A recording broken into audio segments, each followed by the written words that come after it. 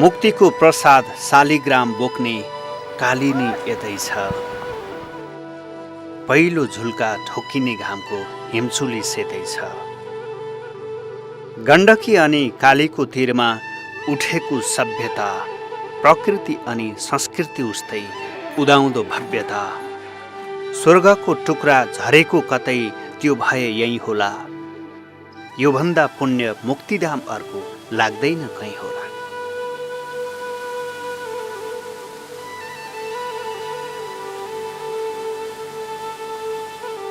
सङ्घीय संरचना अनुसार 7 प्रदेशमध्ये भौगोलिक क्षेत्रफलका हिसाबले तेस्रो र जनसङ्ख्याको हिसाबले 5औं ठुलो प्रदेश हो गण्डकी प्रदेश।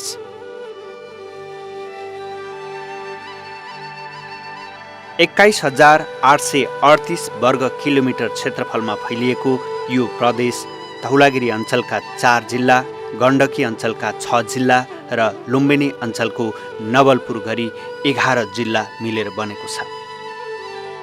सङ्घीय संसदमा 18 र प्रदेश सभाका लागि 36 निर्वाचन क्षेत्र रहेको यस प्रदेशमा 85 स्थानीय तह निर्धारण गरिएको छ भने क्षेत्रफलका हिसाबले प्रदेश राजधानी रहेको पोखरा महानगरपालिका देशकै सबैभन्दा ठुलो महानगरपालिका हो।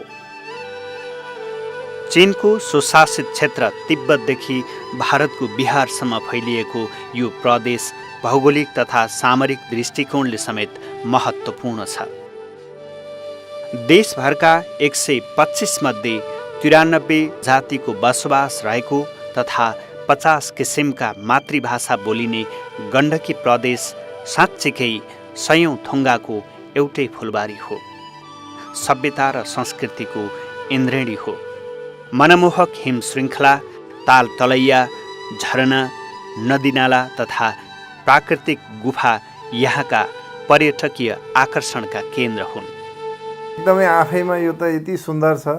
यहाँको चाहिँ क्लाइमेट अलिकति नजिक जानुहोस् एउटा छ, अलिकति टाढोमा जानुहोस् एउटा छ, अलिकति हिमालतिर जानुहोस् अर्को छ। त्यो हिसाबले गण्डकी प्रदेश पर्यटकका लागि असाध्यै रमाइलो छ र नदीनालाहरू, झरनाहरू, यहाँको वन जङ्गलहरू, यहाँको वन्यजन्तुहरू विविधता छ कि। तपाईँले मुस्ताङमा जानुहोस् ट्रेकिङ, म्याग्दीमा जानुहोस् हट स्प्रिङ, बागलुङमा जानुहोस् हन्टिङ, पर्वतमा जानुहोस् ऱ्याफ्टिङ, लमजुङमा जानुहोस् होमस्टे, मनाङमा जानुहोस् मनै छुने मनाङ, तिलिजो तालदेखि माथि जानुभयो भने हिमाल होइन। तपाईँले कास्कीमा जानुहोस् तालहरू, कुण्डहरू, केभहरू, गुफाहरू। तपाईँ नवलपुरतिर जानुहोस् थारू संस्कृतिहरू, जङ्गल सफारीहरू। स्याङ्जामा जानुहोस् फेरि भिन्दै प्याराग्लाइडिङदेखि लिएर भिन्दै देवी देवताहरू चाहिँ के अरे देउरालीहरू होइन, भन्ज्याङहरू। यसको यो अब तनहुँमा जानुहोस् फेरि त्यहाँ एउटा चाहिँ सांस्कृतिक हिसाबले अत्यन्तै महत्त्व राख्ने। यसको 11 जिल्लामा छन्, 11 जिल्लामा विविधता छ कि। 11 जिल्लामा फरक फरक पर्यटकीय आकर्षण छ। धौलागिरी, नीलगिरी, अन्नपूर्ण, मनास्लु तथा 6000 देखि 8000 मिटर उचाइसम्मका 57 हिमाल यस प्रदेश अन्तर्गत पर्दछन् भने प्राकृतिक ताल तलैया तथा धार्मिक कुण्डहरूले यहाँको पर्यटनमा महत्त्वपूर्ण टेवा पुर्याइरहेका छन्। प्रकृतिले चाहिँ खन्याएको यहाँ सुन्दरता छ। यहाँका भ्यालीहरू भए, यहाँका तालहरू, यहाँका नदीनालाहरू, त्यस्तै मान्छे पनि त्यस्तै रमाइला छन्। यहाँका सहिष्णु छन्। यहाँ पर्यटन आउने पुरानो इतिहास बोकेको ठाउँ हो यो। त्यसैले हस्पिटालिटी पनि धेरै छ, विशेष गरी पोखरा, एराउन्ड अन्नपूर्ण यी ठाउँहरूमा मान्छेहरू यहाँको प्रकृति देखेर पनि खुसी हुन्छन्, रमाउँछन्। त्यसको अलावा चाहिँ यहाँको आतिथ्यता त्यसबाट पनि धेरै खुसी भएको बताउँछन् पर्यटकहरू। 4919 मिटरको उचाइ अर्थात् मनाङ जिल्लामा रहेको विश्वकै उचाइमा अवस्थित तिलिचो ताल।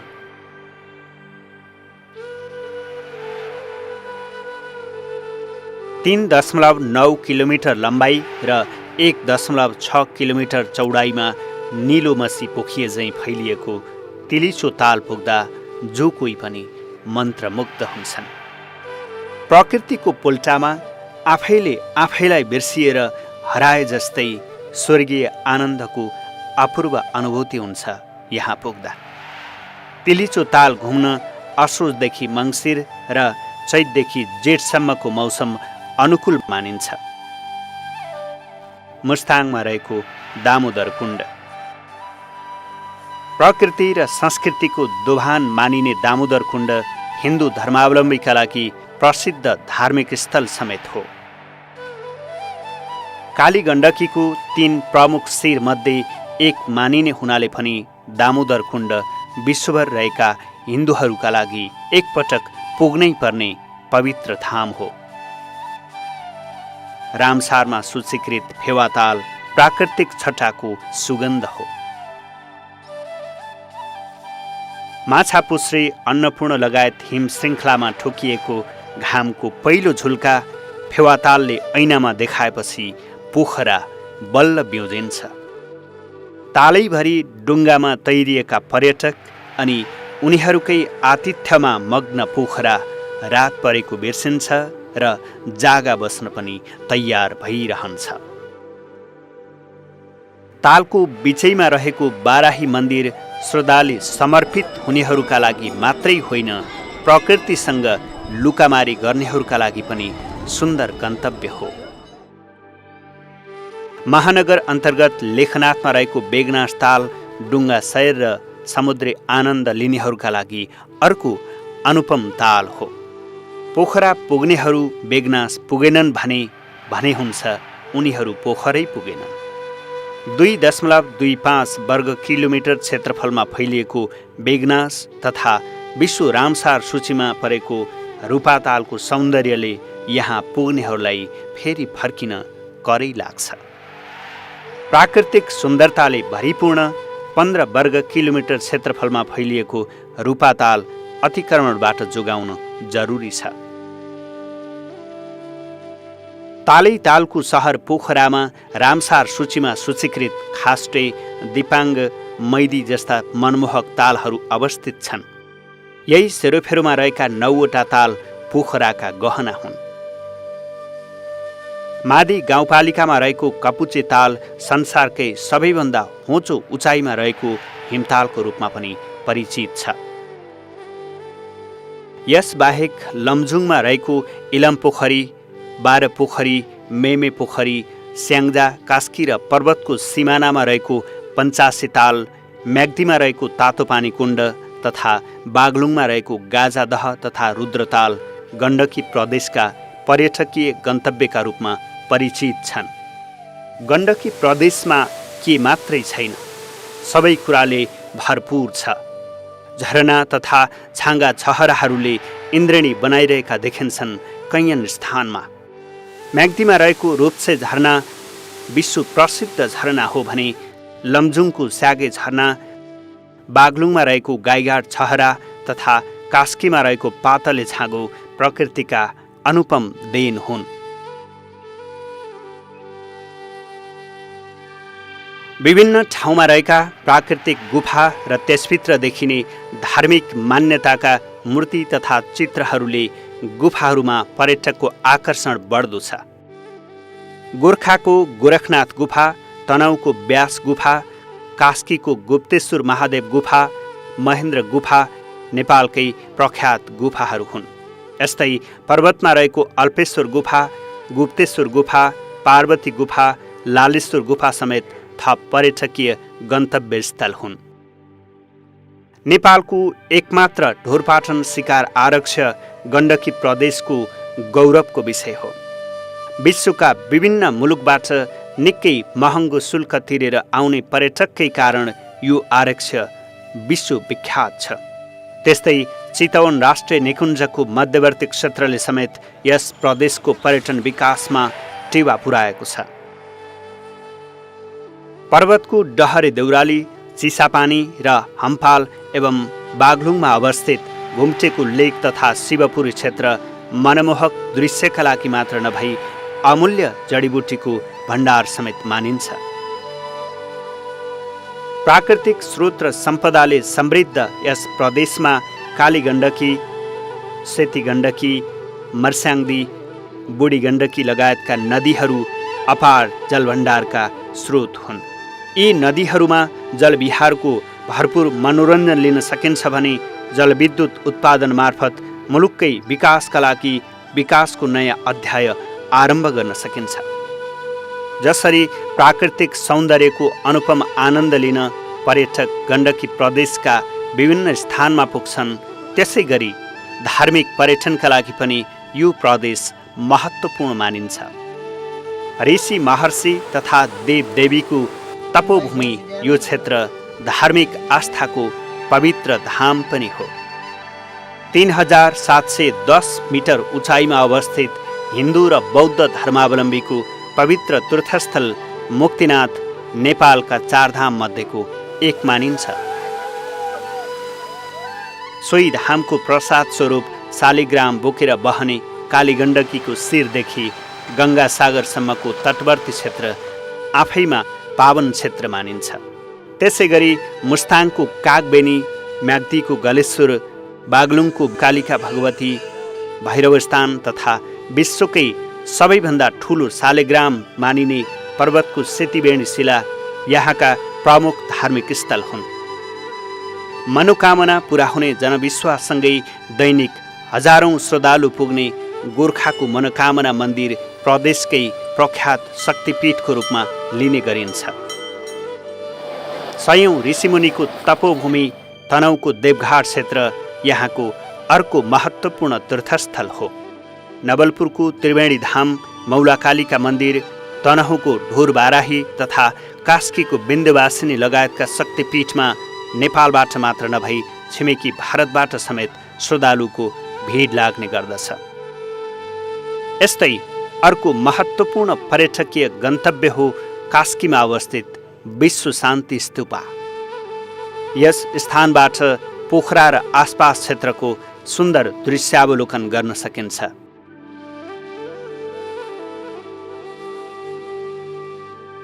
यस्तै कास्कीमै अवस्थित अर्को गन्तव्य हो माटेपानी गुम्बा। ऐतिहासिक तथा पुरातात्विक महत्त्वका गुम्बा तथा छर्तेनहरूले समेत गण्डकी प्रदेशको महिमा उच्च बनाएको छ। हिन्दू, बौद्ध तथा मुस्लिम समुदायका आआफ्नै मस्जिद, गुम्बा तथा मन्दिर पनि यस प्रदेशका मुख्य आकर्षण हुन्। प्राचीन कला तथा सांस्कृतिक वैभवका रूपमा रहेका पुरातात्विक दरबार, कोट तथा ऐतिहासिक गढीको छुट्टै महिमा छ। गोरखा दरबार, लमजुङ दरबार, लिग्लिकोट लगायतका कोट तथा गढीहरूले नेपाल एकीकरणको इतिहास बोकेका छन्। इतिहास अध्येताहरूका लागि यो प्रदेश खुला सङ्ग्रहालय जस्तै हो। अन्नपूर्ण पदमार्ग पदयात्रीका लागि विश्वका उत्कृष्ट 10 पदमार्ग अन्तर्गत पर्छ। यात्राको क्रममा 6 देखि 8000 मिटर उचाइका अन्नपूर्ण, धौलागिरी, माछापुच्छ्रे, नीलगिरी लगायतका हिमशैलको स्वर्णिम दृश्यले पर्यटक मन्त्रमुग्ध हुन्छन्। सन् 1977बाट विदेशी पर्यटकका लागि खुला गरिएको यस पदमार्गमा वर्षेनी विदेशी पर्यटक आउने क्रम बढ्दो छ। लमजुङ सदरमुकाम बेसी सहरबाट खुदी, भुलभुले, गादी तथा मनाङ जिल्लाको चामे, थोराङ पास हुँदै मुस्ताङ पुगेपछि अन्नपूर्ण पदयात्रा मार्गको यात्रा पुरा हुन्छ। हिमालकै काखमा लुटपुटिँदै 17,769 फिट उचाइमा रहेको धोराङला पुगेपछि पदयात्रीहरू लक्ष्य भेदनको गहिरो श्वास फेर्छन् र विजयको मुस्कान देखाउँछन् सम्मुखमा उभिएका अग्ला हिमालहरूलाई। मनासलु, अन्नपूर्ण, धौलागिरी, मर्दी, घान्द्रुक, घोरेपानी, पोनहिल लगायतका प्रख्यात पदमार्ग यसै प्रदेशमा पर्दछन्। यी पदमार्गबाट सूर्योदयको दृश्यसँगै प्राकृतिक सौन्दर्य र हिमाली क्षेत्रको विविधताको आनन्द लिन सकिन्छ। यिनै आकर्षक गन्तव्यहरूले स्वदेशी तथा विदेशी पर्यटकहरू लोभिने गरेका छन्।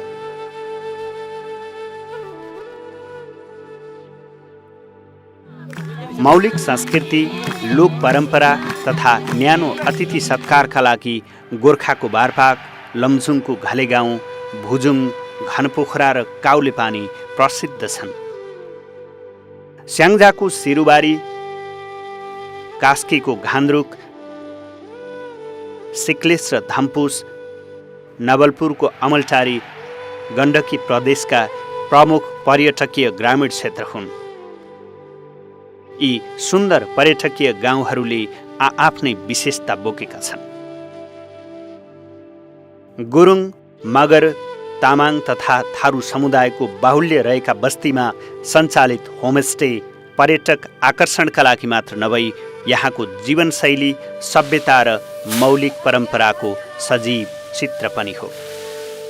मान्छे होमस्टे किन जान्छ? रिसोर्ट छोडेर। रिसोर्ट पनि भन्न सकिन्छ नि, पैसा भएको मान्छे कहिले कहिले होमस्टेमा पनि पुगिरहेको हुन्छ। त्यो पुग्नको कारण के हो भने त्यहाँ पाउने आतिथ्यता त्यो चाहिँ रिसोर्टमा नपाइन सक्छ। त्यहाँ फर्मल हुन्छ, कृत्रिम हुन्छ त्यहाँको आतिथ्यता। भने त्यहाँको के हुन्छ, नेचरल हुन्छ, ओरिजिनल आतिथ्यता हुन्छ, त्यहाँ मौलिक छ त्यो। स्थानीय उत्पादनको स्वाद लिन तथा स्थानीय कला संस्कृतिमा रमाउन यी होमस्टेहरू आन्तरिक तथा बाह्य पर्यटकको रोजाइमा पर्ने गरेका छन्।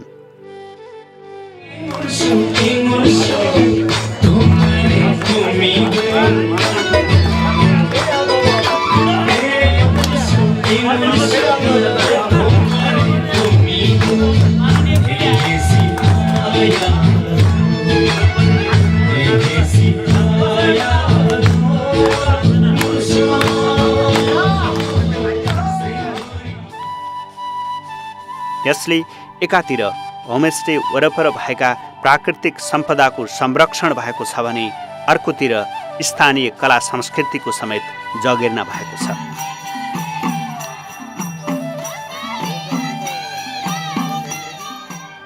लमजुङ तथा गोर्खाका उत्तरी होमस्टे गाउँहरूमा भिरमौरीको मह शिकारको मज्जा समेत लिन सकिन्छ।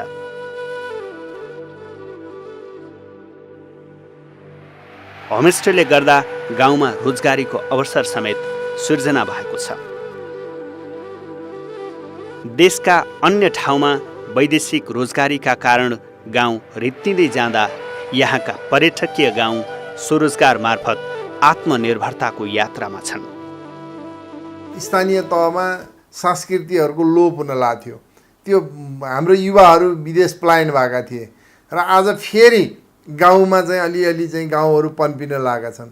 संस्कृतिहरूको जगेर्ना हुन सुरु भएको छ र नयाँ नयाँ चाहिँ के अरे संस्कृतिहरूको संरक्षणका लागि युवाहरू चाहिँ आकर्षण हुनुभएको छ।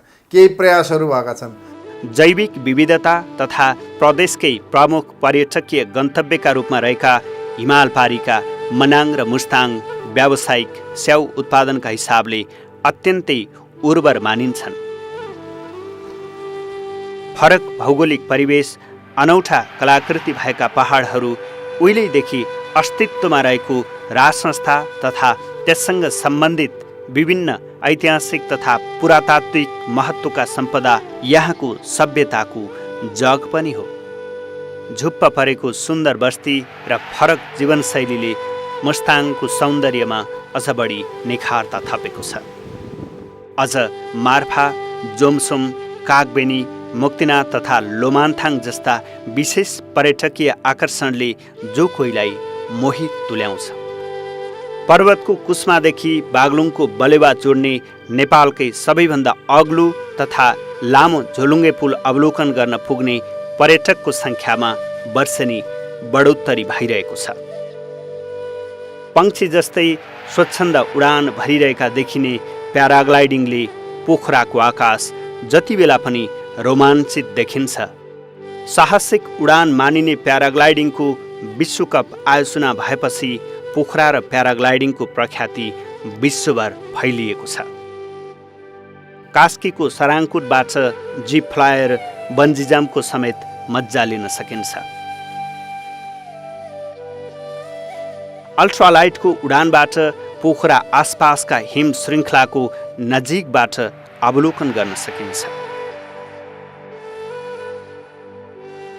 क्षेत्रीय अन्तर्राष्ट्रिय विमानस्थल निर्माण सम्पन्न भएपछि छिट्टै नै विश्वसँग सिधै जोडिनेछ गण्डकी प्रदेश। यहाँको पर्यटन तथा चौतर्फी विकासका लागि विमानस्थल कोसेढुङ्गा साबित हुनेमा कुनै संशय छैन। विभिन्न प्रचार प्रसारका माध्यमबाट स्थानीय तहमा, त्यसपछि यो लोकल बजारहरूमा, रिजनल बजारहरूमा, अन्तर्राष्ट्रिय बजारहरूमा जान कोसिस गरिरहेछौँ। त्यस्तै अब हाम्रो अन्तर्राष्ट्रिय विमानस्थल यहाँ बन्दैछ क्षेत्रीय स्तरको, त्यो आएपछि हामीले के तयारी गर्नुपर्छ त त्यसमा पनि हाम्रा गृह कार्यहरू भइरहेछन्। सन् 2019लाई आन्तरिक पर्यटन वर्षका रूपमा अघि सारेको प्रदेश सरकारले सन् 2022लाई अन्तर्राष्ट्रिय पर्यटन वर्षका रूपमा मनाउने लक्ष्य लिएको छ। सङ्घीय सरकारले सन् 2020मा 20 लाख पर्यटक भित्राउने लक्ष्य लिइरहँदा गण्डकी प्रदेशले सोही लक्ष्य सन् 2022का लागि अघि सारेको छ। हामी त्यो 2019लाई आन्तरिक भ्रमण वर्ष, 2020लाई पूर्वाधार छिमेकी मित्र राष्ट्र भ्रमण वर्ष, 2021लाई पूर्वाधार निर्माण वर्ष र 2022मा चाहिँ हामीले पर्यटकहरू चाहिँ ल्याउने, गण्डकी प्रदेशमा 20 लाख पर्यटकहरू ल्याउने, त्यो सबैको लागि हामी तयारीमा जुटेका छौँ। पर्यटक भनेको एउटा ऊ खुसी भयो भने, ऊ शान्त भयो भने, ऊ चाहिँ के अरे राम्रो उसको इच्छा अनुसारको उसको चाहना पुरा भयो भने मात्र पर्यटक आउने हो। यस्तो कुरालाई हामी सबैले अतिथि देवो भव भनेर सबैले चाहिँ यो पर्यटनहरूको सम्मान गरौँ, पर्यटकहरूलाई चाहिँ के अरे मर्यादित व्यवहार गरौँ र पर्यटकहरूको इच्छा अनुसारको चाहिँ इन्भाइरोमेन्ट तयार गरौँ र पर्यटनबाटै समृद्धि चाहिँ जुन हामीले परिकल्पना गरेका छौँ त्यसलाई सफल पारौँ भनेर म सबैलाई हार्दिक आह्वान गर्न चाहन्छु। नयाँ पर्यटकीय गन्तव्य स्थलको पहिचानमा समेत पर्यटन मन्त्रालयले सक्रियता बढाएको छ।